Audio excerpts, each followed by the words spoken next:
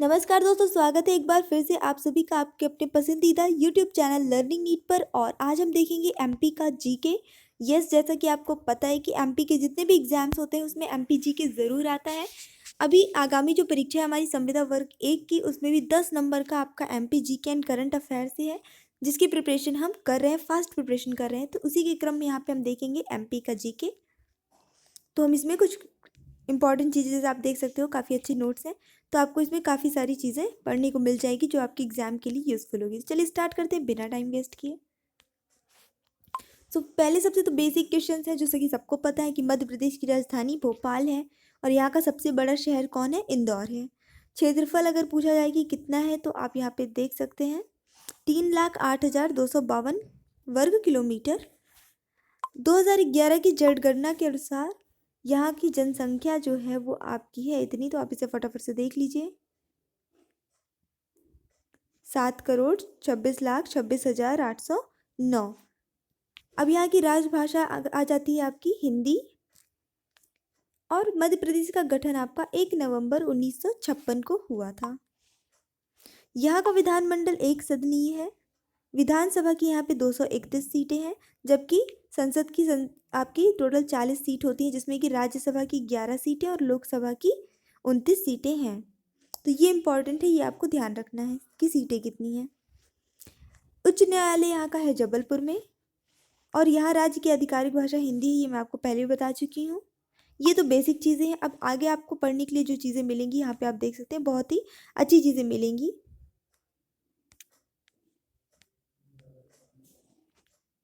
चलिए आ जाते हैं आप।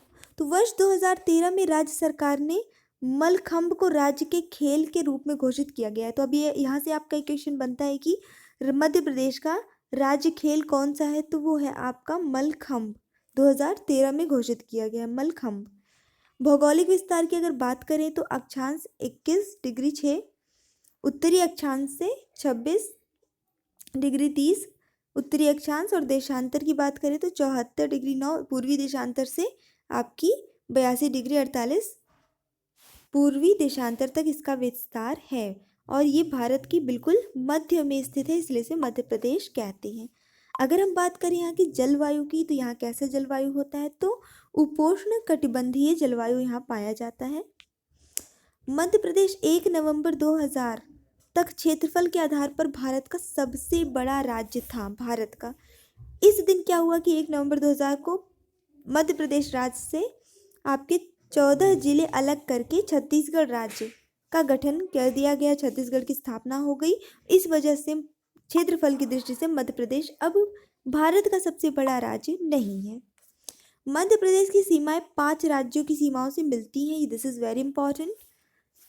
उत्तर में इसके उत्तर प्रदेश है, पूर्व में छत्तीसगढ़ है, दक्षिण में महाराष्ट्र, पश्चिम में गुजरात और उत्तर पश्चिम में राजस्थान है। अब आ जाते हैं नेक्स्ट क्वेश्चन पे, जो कि बहुत ज़्यादा इंपॉर्टेंट है कि मध्य प्रदेश के 3 स्थलों को यूनेस्को द्वारा विश्व धरोहर स्थल घोषित किया गया है। ये बहुत इंपॉर्टेंट है, ठीक है। एमपी में 3 स्थल है जिसको यूनेस्को ने विश्व धरोहर में शामिल स्थल घोषित किया है। पहला इसमें खजुराहो आपका 1986 में इसे घोषित किया गया। फिर आपका जगदम्बी देवी मंदिर रीवा है, इसको मिला के सांची बौद्ध स्मारक भी है। और तीसरा स्थल है आपका भीमबेटका की रॉक शेल्टर, ठीक है। 2003 में सबसे भी आखिरी में इसी को शामिल किया गया है विश्व धरोहर की सूची में। आ जाते हैं हमारे अगले टॉपिक पे, सॉरी पॉइंट्स पे। तो मध्य प्रदेश में सबसे ऊंची चोटी जो है वो धूपगढ़ की है, जिसकी ऊंचाई 1350 मीटर है, ठीक है। तो सबसे ऊंची चोटी धूपगढ़ की है। और राज्य में कृषि प्रधान अर्थव्यवस्था है, ठीक है। यहाँ चूँकि ज़मीन बहुत है, क्षेत्रफल काफ़ी है, तो ये कृषि प्रधान अर्थव्यवस्था है। और यहाँ की प्रमुख फसलें हैं गेहूँ, सोयाबीन, चना, गन्ना, चावल, मक्का, कपास, राई, सरसों और अरहर। तो ये यहाँ की प्रमुख। और सोयाबीन, तो सोया प्रदेश, मध्य प्रदेश को और किस नाम से जानते हैं? तो इसमें आपका एक नाम आता है सोया प्रदेश, सोयाबीन के लिए। तो सबसे ही ज़्यादा फेमस है हमारा एमपी। आ जाते हैं हमारा राज्य में पाई जाने वाली मिट्टी के प्रकार, कौन कौन सी मिट्टी यहाँ पाई जाती है और कहाँ कहाँ पाई जाती है। तो थोड़ा डीप से देखेंगे इसे हम। काली मिट्टी सबसे मुख्य रूप से मालवा क्षेत्र में, महाकौशल में और दक्षिणी बुंदेलखंड में पाई जाती है। लाल और पीली मिट्टी भी यहाँ पाई जाती है बघेलखंड क्षेत्र में। जलोढ़ मिट्टी मिट्टी यहाँ पे पाई जाती है उत्तरी मध्य प्रदेश में, और लैटराइट मिट्टी यहाँ पे हाईलैंड क्षेत्रों में पाई जाती है, जो ऊंचे स्थल है। मिश्रित मिट्टी यहाँ पे पाई जाती है ग्वालियर और चंबल संभाग के कुछ हिस्सों में। तो कहने का मतलब है कि एमपी में इन सभी प्रकार की मिट्टी पाई जाती है। आ जाते हैं हमारे नेक्स्ट पॉइंट पे। तो यहाँ पे है प्रदेश में सबसे अधिक वन क्षेत्र है, इसलिए यहाँ बांधवगढ़ राष्ट्रीय उद्यान, कान्हा राष्ट्रीय उद्यान, सतपुड़ा राष्ट्रीय अभयारण्य, संजय गांधी राष्ट्रीय उद्यान, माधव राष्ट्रीय उद्यान, वन विहार राष्ट्रीय उद्यान, जीवाश्म राष्ट्रीय उद्यान, मतपन्या राष्ट्रीय उद्यान और पेंच राष्ट्रीय उद्यान, ये सब बहुत फेमस है।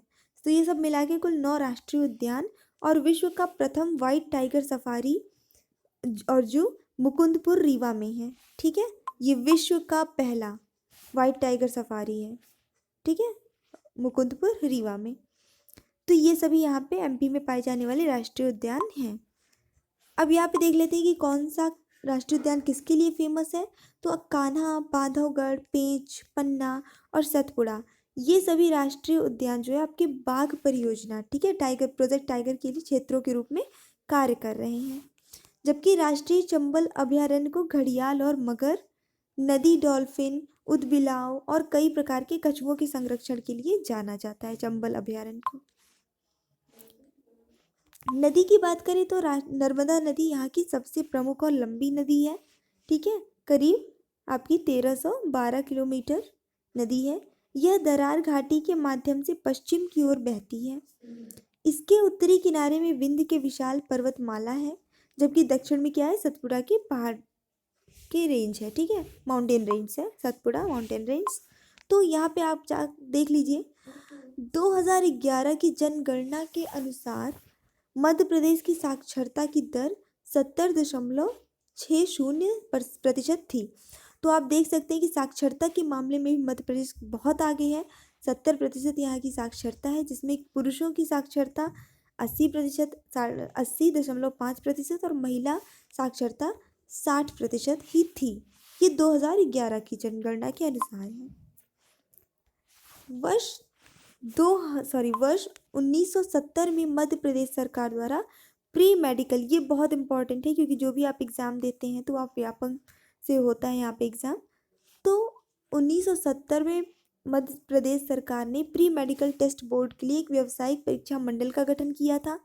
कुछ वर्ष बाद 1981 में प्री इंजीनियरिंग बोर्ड का गठन किया, और उसके बाद फिर वर्ष 1982 में इन दोनों बोर्डों को एक साथ मिलाकर एक मध्य प्रदेश व्यावसायिक परीक्षा मंडल MPPEB का गठन किया, जिसे व्यापम के रूप में जाना जाता है, जो कि सभी चयन परीक्षा आयोजित करवाता है।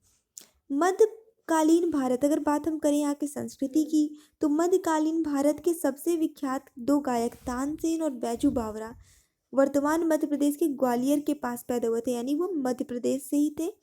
और आपके पार्श्व गायक किशोर कुमार जो कि खंडवा से थे, लता मंगेशकर इंदौर की हैं, तो ये सब इनका भी जन्म स्थान जो है वो मध्य प्रदेश ही रहा है। अगर लोक नृत्य की बात करें तो यहाँ के कुछ प्रमुख लोक नृत्य हैं आपके बधाई, राई, सायरा, जावरा, शेर, अखाड़ा, शैतान, बरेदी, कर्म, काठी, आक, सैला, मौनी, धीमराई। आप देख सकते हैं कितने सारे हैं।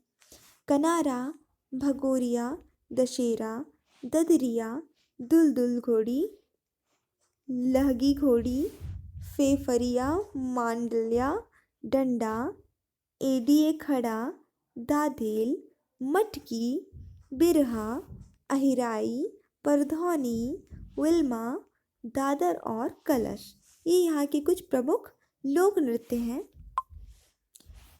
मध्य प्रदेश 5 सांस्कृतिक क्षेत्र निमाड़, मालवा, बुंदेलखंड, बघेलखंड और ग्वालियर, और धार, झाबुआ, मंडला, बालाघाट, छिंदवाड़ा, होशंगाबाद, खंडवा, बुरहानपुर, बैतूल, रीवा सीधी, शहडोल आदि जनजातीय क्षेत्रों में विभक्त है। तो सांस्कृतिक क्षेत्र कितने हैं यहाँ पे? 5 हैं, निवाड़, मालवा, बुंदेलखंड, बघेलखंड और ग्वालियर। ठीक है, और आपके जनजातीय क्षेत्र जो है वो आपके क्या है यहाँ पे? धार, झाबुआ, मंडला, बालाघाट, छिंदवाड़ा, ये सब आपके आप देख सकते हैं ये आपके हैं जनजातीय क्षेत्र। तो मध्य प्रदेश इस तरह से अलग अलग क्षेत्रों में विभक्त है। अब बात करते हैं कि यहाँ पे कुल कितने ज़िले हैं। तो आपके लिए ये आज का चैलेंज क्वेश्चन है, क्योंकि अभी एक हाल में ही एक नया जिला निवाड़ी बना हुआ है मध्य प्रदेश में इसी साल। तो आपको फटाफट से बताना है कि मध्य प्रदेश में वर्तमान में कितने ज़िले हैं। फटाफट से कमेंट करके बताइए अगर आपको मध्य प्रदेश के बारे में थोड़ी भी जानकारी है तो। अगर आपको ये वीडियो पसंद आया तो इसको लाइक करना ना भूलिए। और ये तो अभी शॉर्ट सा वीडियो था, इसके बाद आपको अलग से नदियों और सारी चीज़ों का अलग अलग वीडियो मिलने वाला है। तो अगर अभी तक आपने चैनल को सब्सक्राइब नहीं किया है तो फटाफट से सब्सक्राइब कर लीजिए और दोस्तों के साथ शेयर करना बिल्कुल मत भूलिए। तो thanks for watching, keep studying and bye bye.